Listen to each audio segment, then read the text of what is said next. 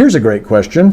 What are some dirty tricks used by lawyers or by parents who don't have lawyers to win child custody battles during divorce and other child custody proceedings? I'll answer this question based upon my experience in the jurisdiction of Utah, where I practice divorce and family law.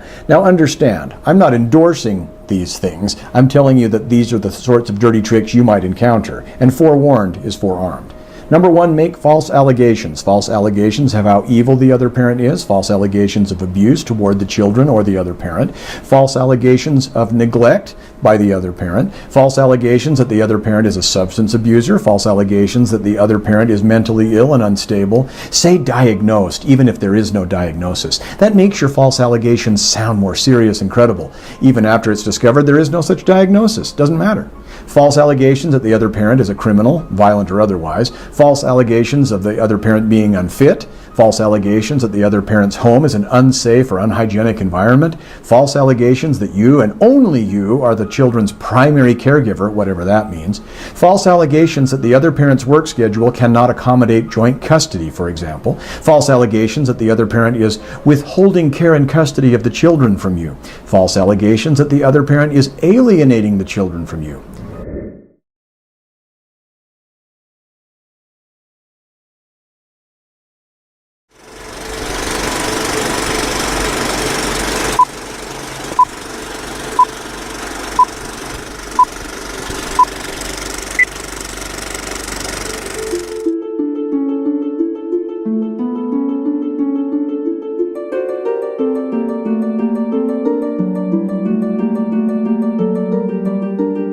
Kevin Luffy, this guy tried to bankrupt my wife, take her home, tried to bankrupt her business.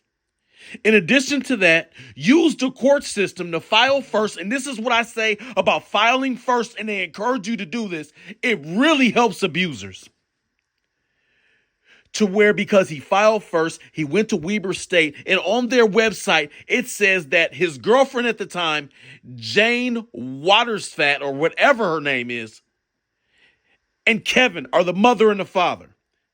And then when my wife tried to get them to hold any accountability in regard to what they did, they kept blowing her off for years. That because Jane was fired from 4 tennis facilities in USA Tennis, and she's in my court order that she wasn't even supposed to talk to my daughter.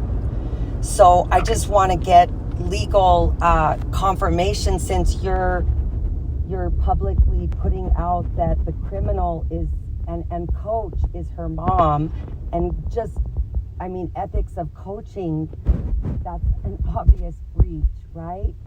And so if that's what Weber is teaching, then yeah, I think we would need to meet right away for some other areas of concern, to that you know, there's promoting a criminal as a child's parent, and promoting that if you falsify documents that you're awarded the child according to Weber State's legal department.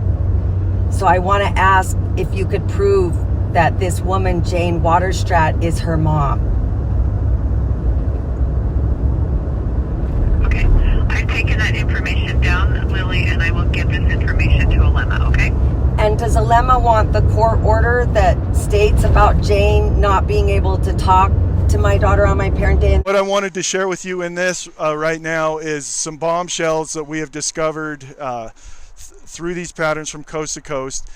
It is apparent that in local courthouses from coast to coast, there are judges engaging in child trafficking to unthinkable levels and unthinkable ways. This isn't something that is just happening in some faraway country. This is happening right here in courthouses from coast to coast. And what it is that judges are stealing children from separated parents with lies and these dark tactics that we've talked about, and then they are trafficking them into adoption schemes that involve something called the Title 4E Adoption and Safe Families Act, which is a very deceptive name for it. And what that is it's $5.8 billion a year that the feds have set up to try and help states do adoptions. but the states, these dark networks of imposters in these states and through these local courthouses, have figured out how to exploit in those dark ways. So this is why you will see those patterns of a corrupt judge, then using a corrupt guardian ad litem, and then a corrupt second guardian ad litem sometimes, and then a corrupt psychologist. And then what they will do is break all sorts of laws and fearmonger the parent into fake protective orders, false protective orders, and they try to systematically remove one parent at a time. They will enable, say, a broken parent to do terrorizing things to an unbroken parent, or they'll enable a bad parent to do terrorizing things to the good parent, so that they can get the good parent out of the picture. And then once the good parent's out of the picture, they can flip the script on the bad parent and basically take the kid that way too.